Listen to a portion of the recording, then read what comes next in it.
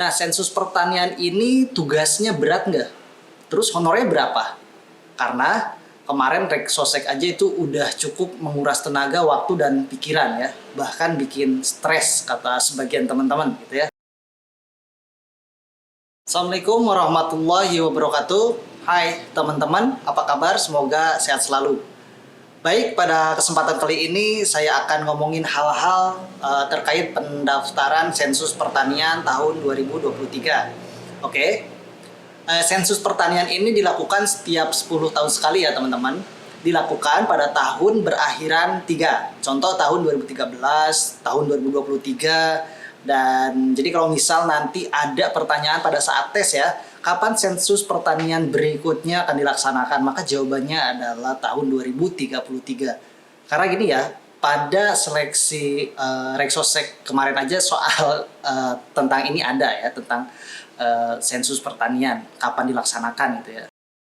Nah, sensus pertanian ini tugasnya berat nggak? Terus honornya berapa?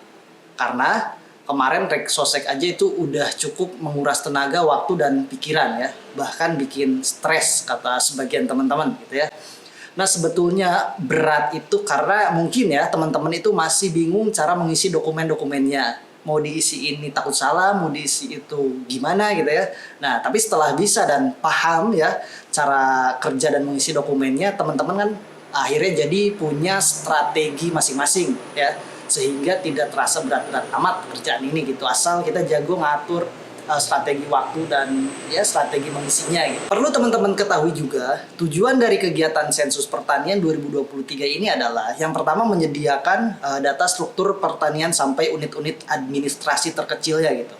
Kemudian menyediakan data yang dapat digunakan sebagai tolak ukur statistik pertanian saat ini. Dan yang terakhir untuk menyediakan kerangka sampel untuk survei pertanian lanjutan. Jadi setelah ini ada sensus pertanian lanjutannya. Jadi memang sensus BPS ini nggak pernah ada akhirnya ya, karena banyak pihak-pihak yang membutuhkan data terkini gitu ya, dan BPS yang menyediakan itu ya. Data itu buat apa ya? Buat membuat sebuah kebijakan gitu ya. Mungkin di rekrutmen ini ada beberapa perbedaan dari rekrutmen sebelumnya. Bisa jadi di rekrutmen ini seleksinya offline atau secara langsung tesnya. Dan di rekrutmen sebelumnya itu kan banyak BPS yang melaksanakan rekrutmen tesnya melalui tes online ya gitu. Nah, di rekrutmen ini mungkin akan banyak yang melakukan tesnya secara offline atau secara tatap muka langsung gitu ya. Terus ada juga kan alumni sensus yang kemarin misalkan Reksosek yang sekarang join di programnya KPU, misalkan jadi PPK, PPS atau Pantarlih gitu. Apakah mereka bisa join juga gitu? Karena udah tanda tangan kontrak misalkan. Nah, di kesempatan kali ini kita akan mencoba ngobrolin ini ya. Dan seperti biasa, jika ada kesalahan, mohon untuk diluruskan di kolom komentar gitu ya. Nah, bagi teman-teman yang baru dan belum pernah ikut rekrutmen menjadi petugas sensus, hal yang pertama harus teman-teman lakukan adalah mendaftar di website BPS kota masing-masing. Setelah itu, ya, mendownload aplikasi Sobat BPS di smartphone teman-teman ya. Kemudian silakan registrasi dan lengkapi profil teman-teman. Kemudian pilih atau ini ya ikon daftar survei. Nah, ketika daftar survei ini karena banyak surveinya, jadi teman-teman bisa memanfaatkan atau menggunakan pencarian dengan keyword pertanian. Lalu pilih yang ini ya. Jangan lupa di screenshot ya. Karena screenshotnya ini mungkin diminta sebagai persyaratan di formulir yang diisi ya. Setelah itu download juga aplikasi Wilkerstat BPS. Pada aplikasi ini teman-teman tidak perlu registrasi karena aplikasi ini digunakan untuk cek spesifikasi smartphone teman-teman saja. Karena untuk registrasi teman-teman diperlukan kode referral dan itu belum dikasih. Nanti dikasihnya kalau teman-teman udah lolos dan biasanya pada saat pelatihan ya akan diberikan kode referral itu. Jangan lupa di screenshot juga yang ini karena kedua screenshot aplikasi ini akan dijadikan salah satu syarat ya yang harus diupload pada pendaftaran online. Ya mungkin setiap BPS berbeda, tidak semua sama seperti ini ya. Jadi dengan screenshot ini sebagai salah satu syarat, Ya, jadi BPS itu bisa tahu apakah kita atau teman-teman ini memiliki tools atau gear yang specable ya untuk kegiatan sensus nanti. Nah, adapun berkas yang harus disiapkan nih antara lain fotokopi KTP, fotokopi ijazah terakhir, pas foto 3x4 dan 4x6, daftar riwayat hidup. Nah, biasanya ini disediakan formatnya ya. Tapi kalau misalkan nggak ada, teman-teman boleh pakai referensi yang linknya saya simpan di deskripsi video ini ya. Kemudian surat pernyataan memiliki smartphone yang kompatibel. Kemudian biodata, ada juga surat izin atasan ya bagi teman-teman yang saat ini sedang bekerja gitu. Dan yang pasti harus disiapkan juga fotokopi buku atau nomor rekening teman-teman. Berkas-berkas ini biasanya dikirimkan ke kantor BPS, atau kalau misalkan di tempat teman-teman ya, di daerah teman-teman ada pegawai BPS, teman-teman boleh minta tolong untuk dititipkan gitu ya ke pegawai tersebut gitu. Nah ya, karena biasanya yang paling banyak ini adalah kuota untuk PPL atau petugas pencacah lapangan. Ini ada persyaratan secara global ya untuk menjadi seorang PPL. Yang pertama, diutamakan berpendidikan minimal tamat, berarti artinya dia punya ijazah ya, punya ijazah SMA sederajat gitu. Kemudian berusia 18 sampai 50 tahun. Bersedia bekerja terikat kontrak, sehat jasmani dan rohani, disiplin dan berkomitmen, tentunya juga mampu berbahasa Indonesia, memiliki rekening aktif atas nama si pelamar sendiri gitu ya. Dan mungkin tiap BPS ada yang menentukan diutamakan bank apa gitu ya, supaya proses pencairan bisa lebih cepat ya. Kemudian harus mampu dan bersedia ya membantu publisitas sensus pertanian 2023 ini ya, dan menjadi agen publisitas. Mampu menulis huruf Latin kapital dengan baik.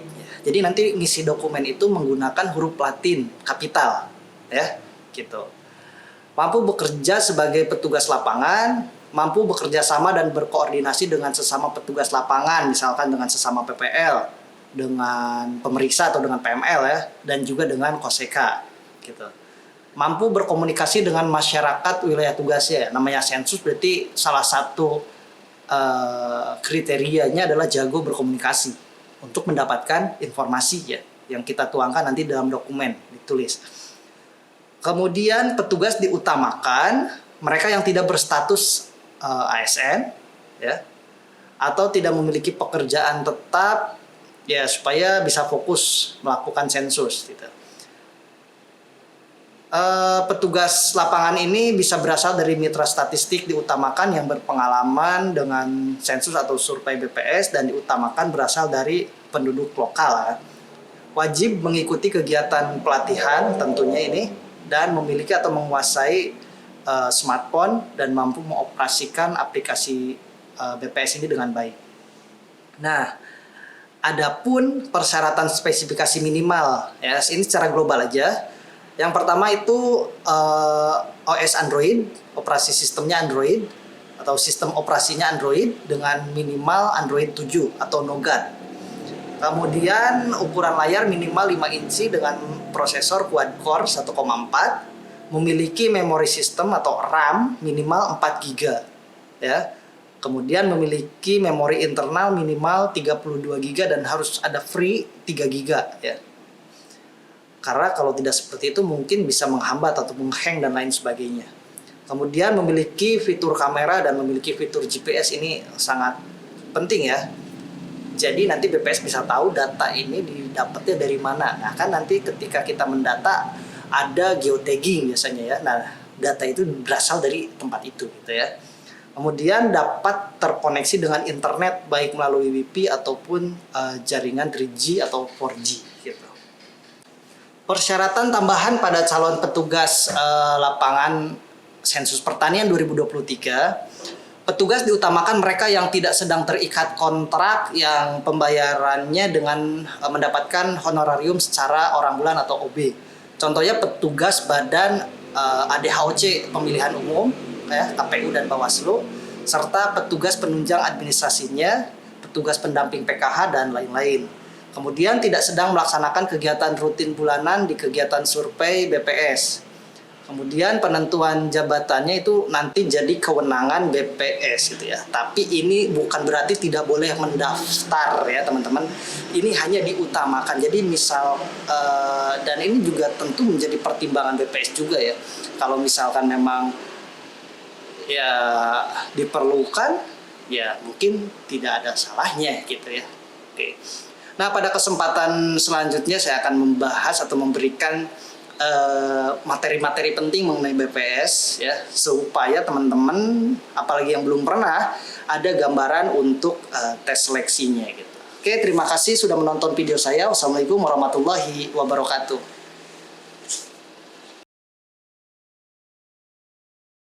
Nah, sensus pertanian ini tugasnya berat nggak? Terus honornya berapa? Karena kemarin Reksosek aja itu udah cukup menguras tenaga, waktu, dan pikiran ya. Bahkan bikin stres kata sebagian teman-teman gitu ya.